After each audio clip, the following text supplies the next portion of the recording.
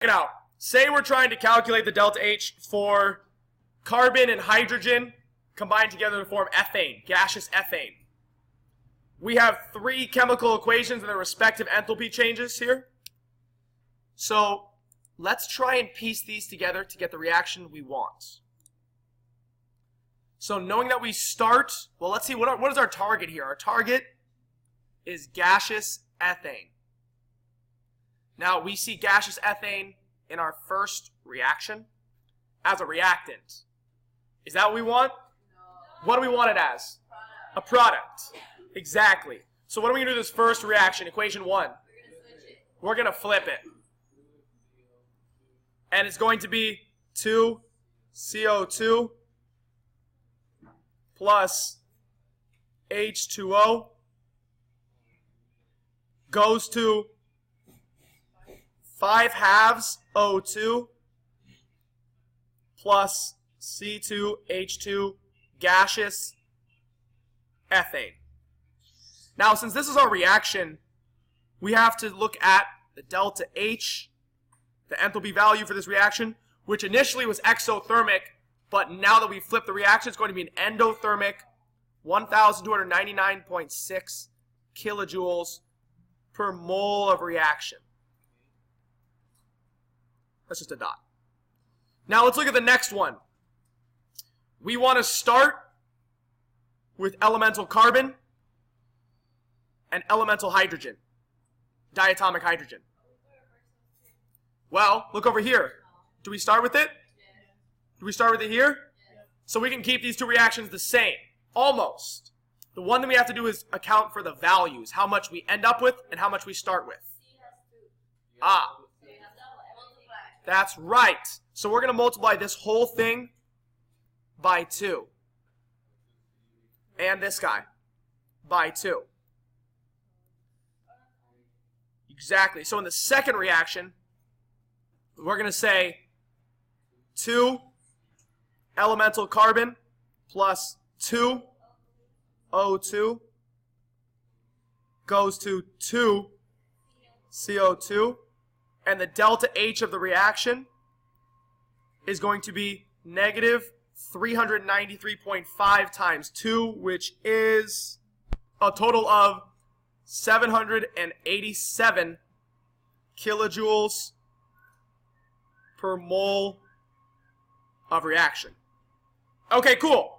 Let's look at the final one. I'm going to do that. Let's look at the final one right now. So in this case, we have the third reaction, which is diatomic hydrogen plus 1/2 O2 oxygen, diatomic oxygen, is going to give us H2O in its liquid form. And that is exactly what we want, because over here in this initial reaction, H2O, and that is our product.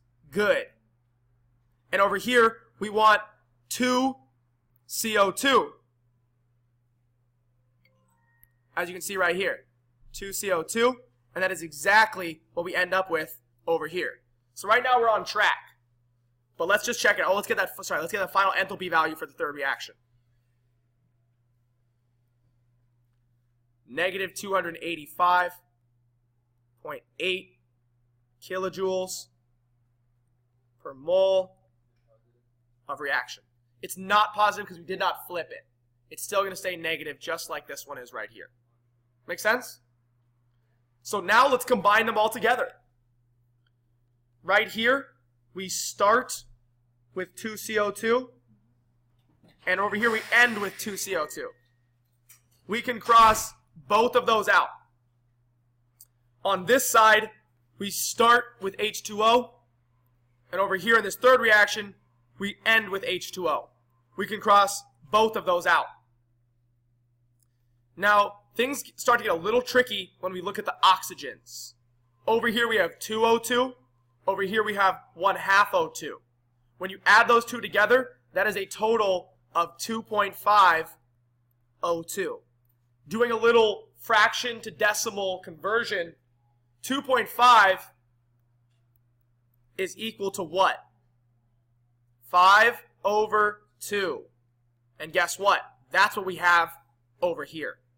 So this guy and this guy combined together are equivalent to this guy. And we cancel them out. And the reaction we are left with is 2 carbon plus H2 goes to C2H2, which is exactly what we wanted, is it not? Beautiful. Now let's find the delta H of the reaction, which it's asking us for. We're going to add all 3 of these together.